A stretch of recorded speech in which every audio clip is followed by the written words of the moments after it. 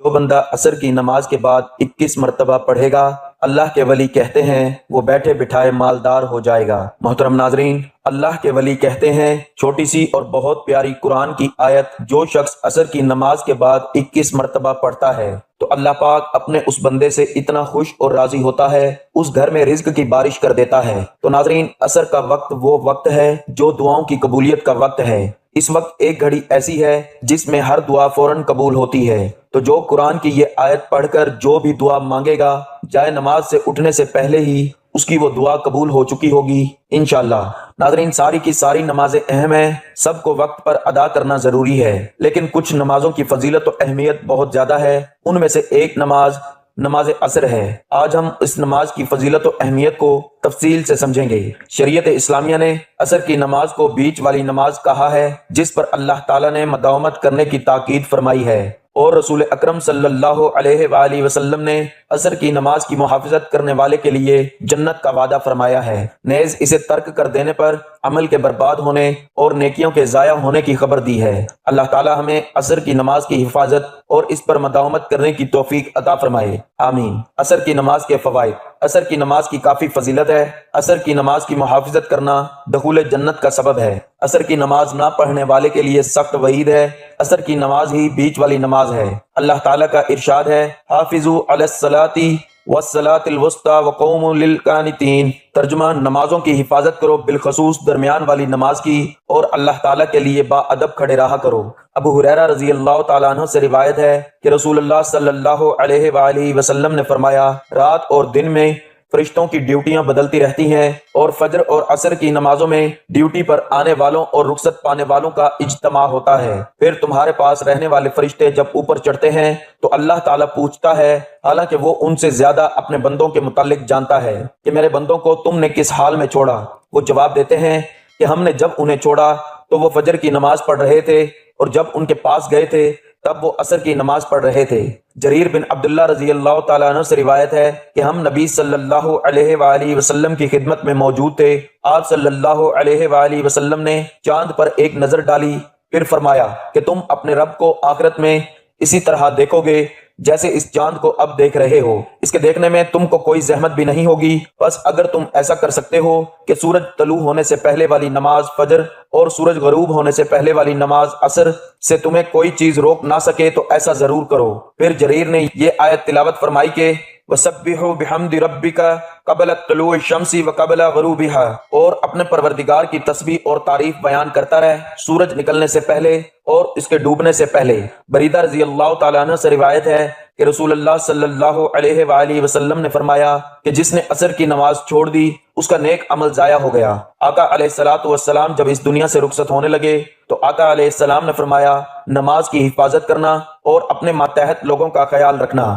یہ آقا علیہ السلام کی آخری وصیت تھی جو آپ نے اپنی امت کو فرمائی۔ اللہ تعالیٰ سے اچھا گمان رکھنا واجب ہے۔ بندہ رب کے بارے میں جیسا گمان کرے گا اللہ تعالیٰ اسی طرح اس سے برتاؤ کرے گا۔ حدیث قدسی ہے، اللہ تعالیٰ فرماتے ہیں، میں اپنے بندے کے میرے بارے میں گمان کے مطابق ہوتا ہوں۔ قرآن و حدیث میں رحمت الہی کا حقدار بننے کے لیے ہدایت دی گئی ہے۔ جو بھی ان صفات کو اپنے اندر پیدا کرے گا خدا اس کو اپنی رحمت کے سائے میں لے لے گا۔ چند مستحقین رحمت درج ذیل ہیں: اللہ پر ایمان رکھنے والے، اللہ اور اس کے رسول صلی اللہ علیہ وآلہ وسلم کی اطاعت کرنے والے، قرآن پر عمل کرنے والے، قرآن مجید کی تلاوت کو بغور سننے والے، توبہ و استغفار کرنے والے، تقوی اختیار کرنے والے، صبر کرنے والے، احسان کرنے والے، صلح کرنے والے، راہ خدا میں خرچ کرنے والے، منکر سے روکنے والے، درگزر کرنے والے، نبی کریم صلی اللہ علیہ وآلہ وسلم پر درود بھیجنے والے۔ اس لیے زندگی کے کسی بھی مرحلے پر ہمیں خدا کی رحمت سے مایوس ہونے کی ضرورت نہیں ہے، اور ہم بھی اپنے اندر رحم کرنے کی صفت پیدا کریں تاکہ ہمارے ساتھ بھی اسی طرح کا معاملہ کیا جائے۔ محترم ناظرین، نماز عصر کے بعد جو آپ نے آیت 21 مرتبہ پڑھنی ہے وہ سورہ بقرہ کی آیت ہے۔ اس آیت کو آیت الکرسی بھی کہتے ہیں، جس کی بہت زیادہ اہمیت اور فضیلت ہے۔ آیت الکرسی کی فضیلت کے بارے میں سب ہی جانتے ہیں۔ آیت الکرسی جو قرآن کریم کی تمام آیات سے عظیم آیت ہے اور جس کی بڑی فضیلت صحیح احادیث سے ثابت ہے، یہ اللہ تعالیٰ کی صفات جلال، اس کی علیشان اور اس کی قدرت و عظمت پر مبنی نہایت جامع آیت ہے۔ آیت الکرسی بہت بڑی عظمت اور رفت والی آیت ہے، اور اس بلندی اور برتری کا سبب اس میں بیان کردہ باتیں ہیں۔ یہ رب العالمین کی توحید، ان کی کبریائی بڑائی صفات پر مشتمل ہے۔ قرآن کریم ہر آیت کریمہ عالی مرتبت اور عظیم القدر ہے، لیکن ان میں سے عظیم ترین آیت آیت الکرسی ہے۔ آیات قرآنیہ میں سے یہ واحد آیت کریمہ ہے جس کو حضرت صلی اللہ علیہ وآلہ وسلم نے بطور وظیفہ کثرت سے تلاوت کیا ہے، اور صحابہ کرام اور امت مسلمہ کو تلاوت کی بار بار تاکید فرمائی ہے۔ مثلاً 5 نمازوں کے بعد رات کو سوتے وقت اپنی مادی چیزوں کو جن و انس سے محفوظ رکھنے کے لیے خصوصی طور تلاوت کی تعلیم عطا فرمائی ہے۔ اس لیے ہر مسلمان کو چاہیے کہ وہ اس کو بطور وظیفہ اپنانے کی مقدور بھر کوشش کرے اور اس آیت کے فیوز و برکات کو سمیٹنے کا اہتمام کرے۔ اور نبی کریم صلی اللہ علیہ وآلہ وسلم کی متعدد احادیث سے ثابت ہے کہ یہ آیت الکرسی قرآن کریم کی عظیم ترین آیت ہے، اس لیے کہ اس میں ذات باری تعالیٰ کی توحید، اس کی عظمت اور اس کی صفات کا بیان ہے۔ حضرت ابی بن کعب رضی اللہ تعالیٰ عنہ بیان کرتے ہیں کہ رسول اللہ صلی اللہ علیہ وآلہ وسلم نے فرمایا کہ آیت الکرسی قرآن کریم کی عظیم ترین آیت ہے، اور حضرت انس بن مالک رضی اللہ تعالیٰ عنہ سے روایت ہے کہ رسول اللہ صلی اللہ علیہ وآلہ وسلم نے فرمایا کہ آیت الکرسی 1/4 قرآن ہے۔ ابن کثیر رحمۃ اللہ تعالیٰ سورۃ البقرہ کی آیت الکرسی کی تفسیر کرتے ہوئے کہتے ہیں یہ آیت الکرسی ہے جس کی فضیلت میں نبی صلی اللہ علیہ وآلہ وسلم سے صحیح حدیث میں ہے کہ کتاب اللہ میں یہ آیت سب سے افضل آیت ہے۔ ابی بن کعب رضی اللہ تعالیٰ عنہ بیان کرتے ہیں کہ نبی صلی اللہ علیہ وآلہ وسلم نے ان سے سوال کیا کہ کتاب اللہ میں سب سے عظیم آیت کون سی ہے؟ تو وہ کہنے لگے کہ اللہ اور اس کے رسول صلی اللہ علیہ وآلہ وسلم کو ہی زیادہ علم ہے۔ یہ سوال کئی بار دہرایا اور پھر فرمانے لگے کہ وہ آیت الکرسی ہے۔ فرمانے لگے اے ابو المنذر، علم مبارک ہو اس ذات کی قسم جس کے ہاتھ میں میری جان ہے، اس آیت کی زبان اور ہونٹ ہوں گے عرش کے پائے کے ہاں اللہ تعالیٰ کی پاکی بیان کر رہی ہوگی۔ ناظرین، سب سے پہلے اس آیت کو پڑھنے کے فائدے جان لیں۔ نبی صلی اللہ علیہ وآلہ وسلم کے ایک صحابی لوگوں کو حدیث بیان کیا کرتے تھے، حتیٰ کہ لوگوں کی تعداد بہت زیادہ ہو گئی تو وہ گھر کی چھت پر چڑھ جاتے اور یہ حدیث بیان کیا کرتے تھے کہ رسول اکرم صلی اللہ علیہ وآلہ وسلم نے فرمایا قرآن مجید میں کون سی آیت سب سے زیادہ عظمت کی حامل ہے؟ تو ایک شخص کہنے لگا لا الہ الا هو الحی القیوم۔ وہ بیان کرتے ہیں کہ نبی صلی اللہ علیہ وآلہ وسلم نے اپنا ہاتھ میرے سینے پر رکھا تو چھاتی پر میں نے اس کی ٹھنڈک محسوس کی، اور نبی صلی اللہ علیہ وآلہ وسلم یہ فرمانے لگے اے ابو المنذر، علم مبارک ہو۔ ابو ذر رضی اللہ تعالیٰ عنہ بیان کرتے ہیں کہ میں نبی صلی اللہ علیہ وآلہ وسلم کے پاس آیا تو آپ مسجد میں تشریف فرما تھے، تو میں بھی بیٹھ گیا تو نبی صلی اللہ علیہ وآلہ وسلم نے فرمایا اے ابو ذر، کیا تو نے نماز پڑھی ہے؟ میں نے نہیں میں جواب دیا تو نبی صلی اللہ علیہ وآلہ وسلم فرمانے لگے اٹھ کر نماز پڑھو۔ میں نے اٹھ کر نماز ادا کی اور پھر بیٹھ گیا تو نبی صلی اللہ علیہ وآلہ وسلم فرمانے لگے اے ابو ذر، انسانوں اور جنوں کے شر سے پناہ طلب کرو۔ وہ کہتے ہیں کہ میں نے رسول اکرم صلی اللہ علیہ وآلہ وسلم سے کہا کہ کیا انسانوں میں بھی شیطان ہوتے ہیں؟ تو نبی صلی اللہ علیہ وآلہ وسلم فرمانے لگے جی ہاں۔ میں نے کہا نماز کا کہا؟ تو نبی صلی اللہ علیہ وآلہ وسلم فرمانے لگے یہ اچھا موضوع ہے، جو چاہے زیادہ کر لے اور جو چاہے کم کر لے۔ وہ کہتے ہیں میں نے کہا روزے کے بارے میں؟